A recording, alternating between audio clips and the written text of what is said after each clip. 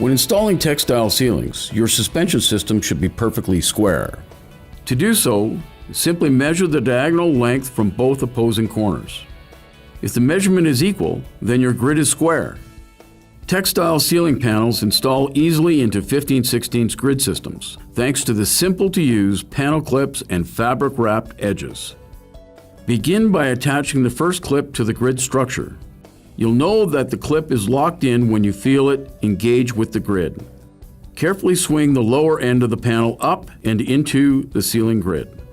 Slide the blade of a putty knife between the clip and the panel and push up on the panel clip to engage it with the grid.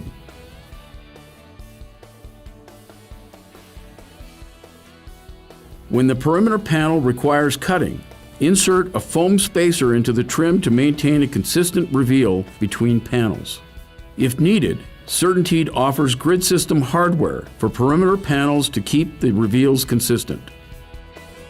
To find out more, visit CertainTeed.com/TechStyle.